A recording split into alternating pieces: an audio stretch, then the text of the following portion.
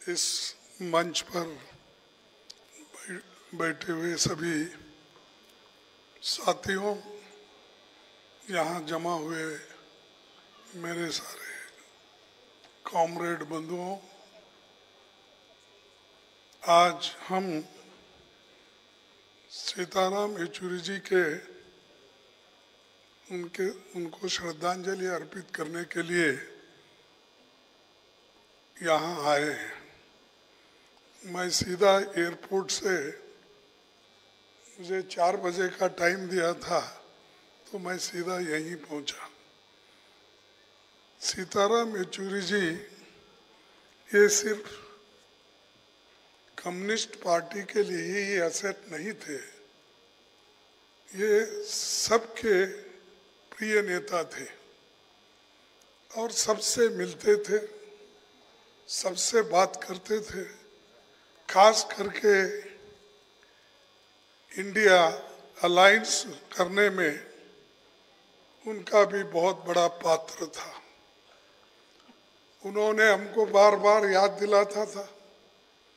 वो खासकर सोनिया गांधी जी से मिलते थे और इंडिया अलायंस के बारे में वो आगे बढ़ाने के लिए और यूनिटी लाने के लिए बहुत ही कोशिश करते थे। मेरा पहला मीटिंग इंडिया अलायंस का मेरे घर में ही हुआ और उनसे ही स्टार्ट हुआ। तब फिर हम एक एक करके हमारे अपोजिशन पार्टी के नेता राहुल जी, हम बैठकर एक एक पार्टी के नेताओं को बुला बुला कर बात करने के बाद जो बात बनी, उसके बाद इंडिया अलायंस आगे बढ़ते गया। चंद लोग उस वक्त क्रेडिट लेने की कोशिश किए, लेकिन हमारे झा साहब यहाँ हैं, तो वहीं से जो आदमी क्रेडिट लेना चाहता था वो हमको छोड़ के रातों रात भाग गया। फिर भी हम इसको आगे बढ़ाकर देश में जमहूरियत को मजबूत करने के लिए चाहे कोई भी कीमत हो, सभी पार्टियां देने के लिए तैयार हो गए थे। और आज दिख रहे कि रूलिंग पार्टी को मेजॉरिटी नहीं मिली, आज वो एक माइनॉरिटी की गवर्नमेंट है। इसीलिए बहुत से जो बिल वो आगे बढ़ाना चाहते थे और जितने भी बुरे कानून थे उनको लाना चाहते थे, तो वो अब रुक गए हैं।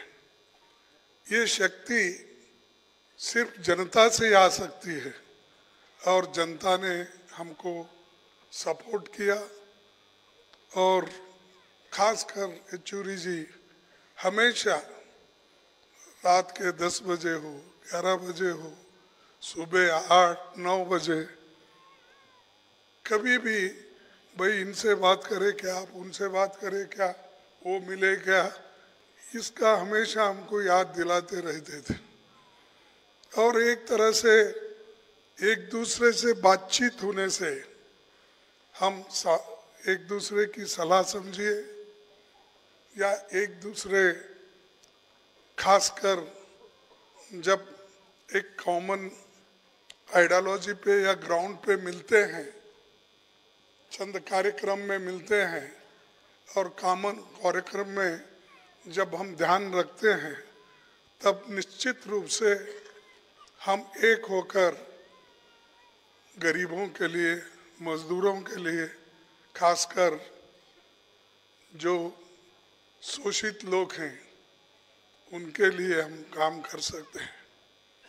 इससे पहले भी जब यूपीए गवर्नमेंट थी, उस वक्त भी उन्होंने मनरेगा के बारे में बहुत इंटरेस्ट लिया था कि मनरेगा ये अवश्य है, ज़रूरी है और गरीबों के लिए जीने के लिए एक बहुत बड़ा कानून जो मैडम सोनिया गांधी जी ने लाया था उसकी बहुत तारीफ करके वो हमेशा आगे कहते थे। और दूसरी चीज़ मैं उनमें एक खूबी देखा कि कभी गुस्से में नहीं आते थे और किसी को इंटॉलरेंस की बात नहीं करते थे, सबको समझाते थे भाई हो गया, वो चीज़ हो गई, आगे क्या करना चाहिए, फिर कैसा करना चाहिए। अगर जब तक एक आदमी मीडिएटर, बोलिए एक इंसान सोच बूझ के जो काम करता है और सबको लेके जाने की जब बात करता है तो उससे हर लोग यूनाइट होते हैं। जब हम यूनाइट होते हैं तब निश्चित रूप से हमारी जो लड़ाई रहती है वो गरीबों के लिए वो आगे बढ़ती है। इसीलिए एक सच्चे जो प्रजातंत्र के लिए लड़ने वाला व्यक्ति, गरीबों के लिए लड़ने वाला व्यक्ति, पार्लियामेंट्री डेमोक्रेसी में विश्वास रखने वाला व्यक्ति, सबको समान दृष्टि से देखने वाला व्यक्ति और सब पार्टी को साथ लेके चलने वाला व्यक्ति। चाहे हमारे विचार अलग अलग हो सकते हैं, हमारा आइडियोलॉजी अलग अलग हो सकती है, लेकिन चंद कॉमन पॉइंट पे जहाँ हम मिल सकते हैं लोगों के लिए, गरीबों के लिए, उसमें उनकी ये खूबी थी कि मिल के चलना ज़रूरी है देश के लिए और गरीबों के लिए, ये उनका हमेशा कहना था और इस सोच से वो आगे बढ़ते थे, सबको सम्मान देते थे और लोग भी उनको उतना ही सम्मान करते थे। तो इससे उनका व्यक्तित्व बढ़ा।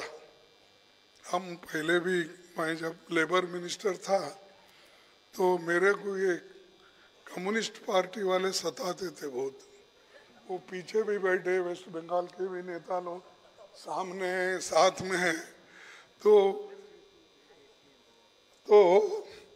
मैं हमेशा, मैं इनसे पहले करता था बहुत से काम है, फिर भी मुझे छोड़ते नहीं थे और मैं बोलता थोड़ा मुझे सोचने का टाइम नहीं, तो कोई अभी होना, फिर देखेंगे, नहीं देखेंगे, नहीं अब होना। तो ऐसी चीज़ें जब होते थे, अब राज्यसभा में जब येचुरी साहब थे, उन्होंने कहते थे भाई एक बार करने का गवर्नमेंट ने निर्णय किया है, वो करते गए।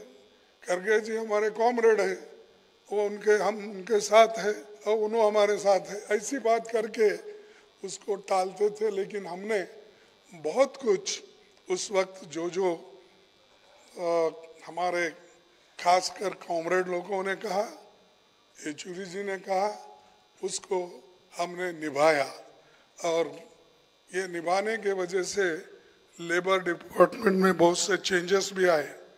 लेकिन अब लेबर डिपार्टमेंट गायब है, किधर है, क्या है, उसको कोई पूछने वाला भी नहीं है और उसके तहत काम करने वाले सरकार तो है ही नहीं।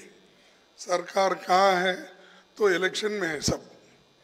हमेशा हमारे प्रधानमंत्री इलेक्शन में ही रहते हैं, तो उनको इलेक्शन का प्रधानमंत्री ही बनाना चाहिए, देश का नहीं। ये तो मेरे को ऐसा दिखता है, क्योंकि कभी भी बहुत मशरूफ रहते हैं, चाहे वो जिला पंचायत इलेक्शन हो, चाहे म्यूनसिपाल्टी का हो, चाहे एमएलए का हो, चाहे बाई इलेक्शन हो। बहुत देश की फिक्र कम करते हैं, इलेक्शन की फिक्र ज़्यादा करते हैं। तो ऐसे लोगों को झुकाने के लिए ऐसे व्यक्ति की ज़रूरत हमको थी। और मुझे बहुत बुरा लगा कि बहुत कम उम्र में, अभी क्योंकि इतनी उनकी हमको छोड़ के जाने की उतना वक्त नहीं था, लेकिन हमको छोड़ के वो चले गए। तो एक बहुत बड़े नेता हमने खोया। तो उस जगह को भरना अब आप लोगों के हाथ में है, लेकिन जिस ढंग से आप लोग लेके जाएंगे वो काम हो जाएगा। और खास करके मेरी पहचानत इधर इधर 10-15 साल पहले हुई थी, और वो उनकी बातें सुन के, उनके विचारों को सुन के हम अपने ढंग से जैसा काम करना चाहिए वो करते थे। इसीलिए मैं कॉमरेड सीताराम येचुरी को हृदयपूर्वक श्रद्धांजलि देता हूँ, और उनके फैमिली को भी, कुटुंब को भी मैं धैर्य रखने का एक, उनके पास तो धैर्य है, लेकिन हम सब लोग उनको सपोर्ट करते हुए उनके जीवन में हम लोग हैं, हम आप लोगों के लिए हम आपको साथ देंगे। और आप कोई ऐसी चिंता करने की, चिंता तो होती है, लेकिन अपने को काम भी करना है और आगे भी बढ़ना है और उनके विचारों को लेकर भी चलना है। तो इसलिए मैं अपनी बात इतनी कह के, जो पहले से बहुत से आपको फोटो भी आप देखे होंगे, इवन इमरजेंसी में भी उन्होंने अपना एक पिटिशन इंदिरा गांधी जी को देकर एज ए स्टूडेंट नेता के रूप में उन्होंने कहा था। उसके अलावा और कई चीज़ें हैं, हमसे मिलते जुलते रहे हैं, लेकिन मैं सारी चीज़ें यहाँ बताना नहीं चाहता हूँ। बस मैं यही चाहूँगा कि उनको आप सबका एक, उनको याद करते रहिए। और दूसरे मेरे पास शब्द नहीं है, ऐसे व्यक्ति को खोए हैं, और उसको भरने की जगह आपके पास है। और हम सब लोग यही प्रार्थना करेंगे कि एक व्यक्ति तो चला गया, लेकिन उसके विचार चले नहीं गए। वो विचार हमेशा के लिए अपने साथ रहेंगे और उसको हम आगे बढ़ाते सब लोग मिलके चलेंगे। धन्यवाद, नमस्कार, जय हिंद।